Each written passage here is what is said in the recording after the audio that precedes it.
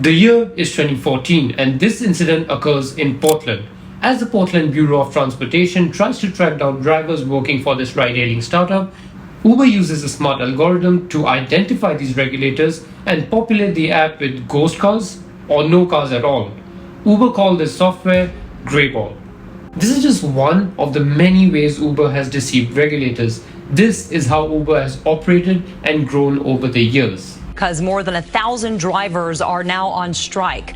Well, the ride service app is again in the spotlight. Uber actually lobbied political leaders to relax labor laws and had demonstrated a lack of corporate responsibility.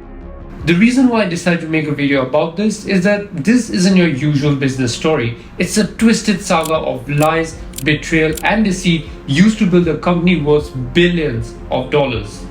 This is the story of Uber.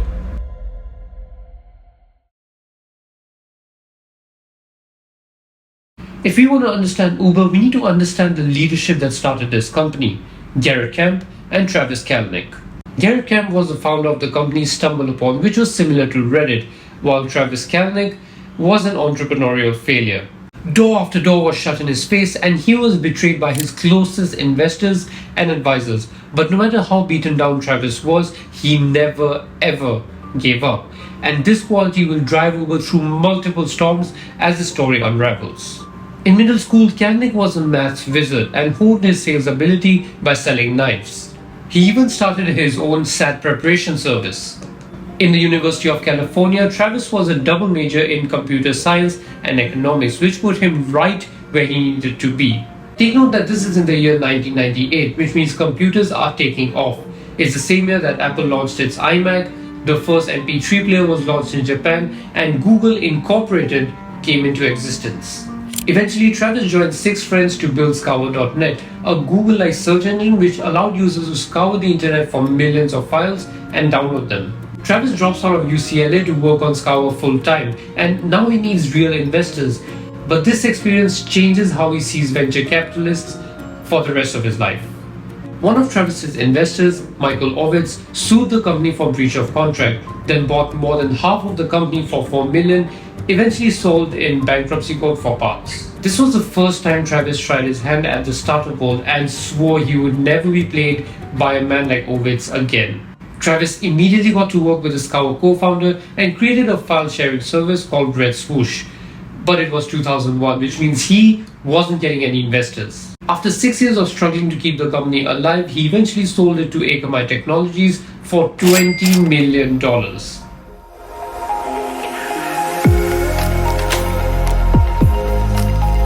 Believe it or not, but the idea to create Uber was straight out of Casino Royale. Garrett Camp, Uber co-founder, had trouble finding a cab under 30 minutes in a city like San Francisco, and he was pissed about it. So one day, while watching Daniel Craig use his advanced map in Casino Royale, he came up with an idea which would completely change the taxi business. He dreams of a plan and calls it Uber Cab. He brings this plan to angel investor and advisor Travis Kalanick, who at this point is pretty rich and somewhat popular. It took a few months of convincing, but Travis finally agreed, and that is when Uber Cab was born.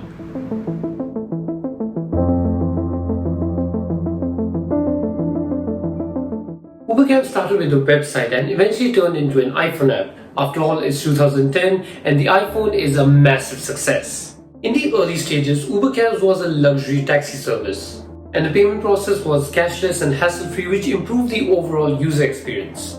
Now they had the infrastructure. What they needed were drivers, so they made a deal with AT&T to buy tens of thousands of iPhones and hand them to drivers for free. As expected, their doors were flooded with drivers. Soon Uber Cab became the talk of the town. And then came their first big threat. On October 20th, 2010, transport officials showed up at Uber's office and served them a cease and desist order. Basically, they had to stop whatever they were doing, otherwise they had to pay a fine of $5,000 per trip and the team could risk going to jail. At this point, everyone is scared, so Kalanick steps up and he says, "We ignore it," and removes the cab from Uber Cab. But this was only the start of their many problems.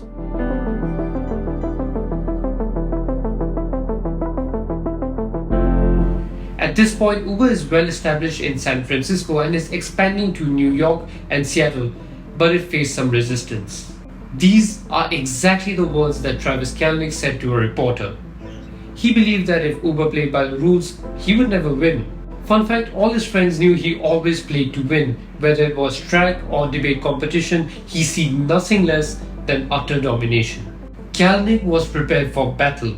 If governments decided to resist Uber, Kalanick would send out alerts to riders asking them to voice out their frustration. So before the government could do anything, Uber was too popular to stop. Kalanick 1, regulator 0. As Uber grew into New York, Washington, Chicago and LA, new competition was brewing. Mark Zuckerberg warned Kalanick about this new ride-sharing service that everyone was talking about, Lyft. Unlike Uber, which offered only luxury black cars, Lyft allowed anyone with a car to drive for them. So Kalanick, being competitive as always, launches UberX to go head-to-head with Lyft. Not only did he start calling Lyft CEO a clone, he also started pulling investors from Lyft to Uber. After that, Uber started crashing Lyft's parties to employ Lyft drivers to drive for Uber, and as a final touch, put up billboards saying "shave the stash" as a jab to Lyft's big mustaches. In some cities, the permit to drive a taxi, or a medallion as they call it, was insanely expensive. In New York, it was $1 million. Taxi drivers would often take up huge mortgages to buy these medallions, but ever since UberX showed up, the system was completely destroyed and the price of the medallion fell, which ruined the lives of many taxi drivers. One driver named Doug Schiffer wrote this on his Facebook page and took his life at City Hall. Uber kept pushing into new markets headlong, and it spent a lot of money on lobbying legislators and expanded until it became untouchable. And if that didn't work, Kalanick would withhold the service in that city. Turns out people love ordering cabs from their phone, but when that convenience is taken away from them, they get upset. In 2015, New York Mayor Bill de Blasio threatened to limit the number of cars on the road. So Uber started showing less car animations in its app, along with much longer waiting times. Then, users received a notification saying this is what Uber will look like if Mayor de Blasio's Uber cab bill passes, and an option to take action against this. So all users had to do was press a button to agree, and a pre-written letter would be sent to the mayor's office. Simple yet effective, and eventually the proposal was shelved. And if that still didn't work, Uber had theatrics like organizing a rally on the steps of City Hall. In 2014, Uber introduced something called Safe Rides Fee, which added $1 to the cost of every ride you take. And according to Uber's blog, this was supposed to make rides safer. But in reality, this was just $1 of pure profit for Uber.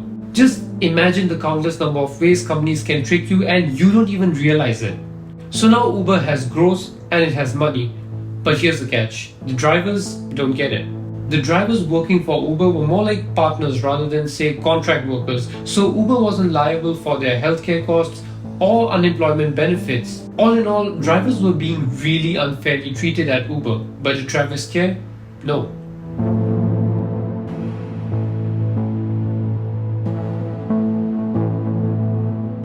It's 2013 and Uber has essentially taken over the US, so now it was time to expand to Asia, which, spoiler alert, was a huge failure. By the time he arrived, China had Didi, India had Ola, and Southeast Asia had Grab. But you know Travis Kalanick, he would never back down from a competition. In India, a driver committed suicide because the wages were so low he couldn't even afford his car loan payments, which sparked a mob at Uber's office. In China, Didi was willing to play dirty. It paid taxi drivers to protest about Uber and send recruits to Uber to leak vital information, very similar to what Uber did in the US. Another issue in China was scammers. All you needed were two phones, one with a driver account and one with a passenger account, and you could just drive around the city racking up fares. This worked for a while until Uber furiously typed out another piece of code and the problem was solved, temporarily. Although it did help track down scammers, it was a direct breach to Apple's security policies because the app would request access to the phone's camera, contacts, Wi-Fi, and text messages. Why would a ride-hailing app need access to text messages? Apple figured it out, but they couldn't just ban the app considering how popular it was, so they temporarily stopped issuing app updates. The Apple issue was big, but Uber still didn't stop. It created two programs named Heaven and Hell. Heaven tracked passengers who were using Uber to get around the city and the places they visited, while Hell tracked drivers working for both Uber and Lyft, which was a wild invasion of privacy. They would track the price Lyft was offering and outbid it, so drivers would rather drive for Uber than Lyft. Safety was an issue at Uber as well. As the service grew, so did the number of rides taken, and so did the cases of violence and assault. The requirement to drive for Uber was so low that someone who was rejected by the local taxi service could easily join Uber. In Brazil, there was a huge lack of jobs, which means Uber drivers were often robbed, assaulted, or even murdered.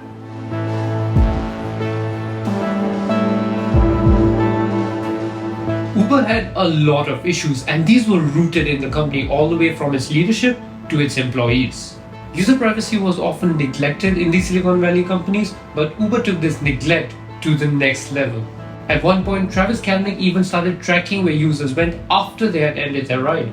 The work culture at Uber was toxic. Things like drug abuse, harassment, and unfair treatment towards junior employees was common. Female employees weren't treated with nearly the same respect as male employees, and that's pretty evident in this blog post by Susan Fowler.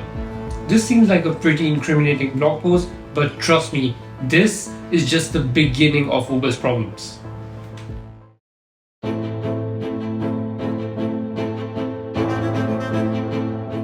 After the Fowler blog post, Uber's reputation just kept worsening. On February 23, 2017, a lawsuit was filed against Uber in the Northern District of California, and I have it right here. And this lawsuit came just 4 days after the Fowler blog post. Simply put, Google's Waymo launched in 2009. Anthony Lewandowski, who worked at Waymo, downloaded loads of confidential files and designs, transferred it to an external drive, and wiped his laptop clean. Then he launched Otto in 2016, which was bought by Uber just 6 months after for $680 million, which is a huge sum for a company with no marketable product and just a design of a LiDAR system.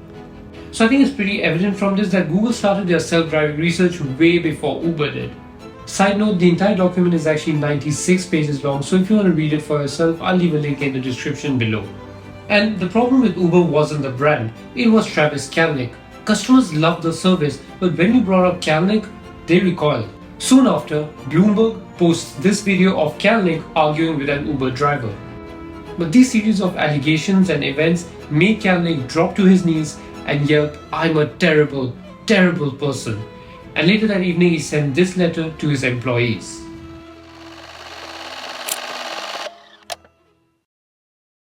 It's May 2017 and Kalanick is in a mess. His reputation is plummeting and his company is seeing lawsuit after lawsuit, and then one day in New York he receives a call telling him his parents had just passed away.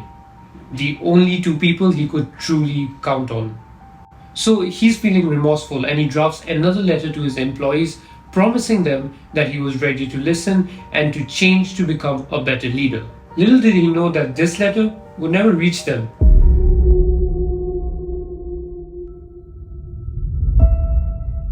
When the Fowler blog post came online, Travis Kalanick ordered an outside investigation into his own company.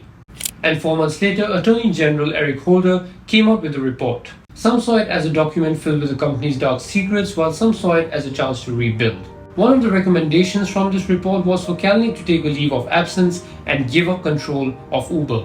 Then on June 20th, 2017, two venture capitalists, set a meeting with Travis Kalanick while he was working in a hotel in downtown Chicago. They handed him a list of demands and his resignation by that evening. This was a culmination of several months of Kalanick's support base turning against him, his board members, investors, and closest friends. And it's also when Uber really starts to heal. So what are a few things that I learned from this story? One, although Kalanick was both a hero and a villain for Uber, there's a lot you can learn from him in terms of determination and facing a competition headlong and being merciless for what you're trying to achieve. In a legal way, of course. Two is that you have no idea how much these big companies know about us. As users, we don't realize how much of our behavior is being fed and sold to businesses as data. and we have to grow more conscious of the information that we share online and the permissions that we give our phones. Either way, that's all for today's video, guys. Hope you guys enjoyed it and hope you found it informative. Once again, all the links to the articles, the documents mentioned in this video are in the description box down below. Thank you for watching, and I'll see you guys in the next one.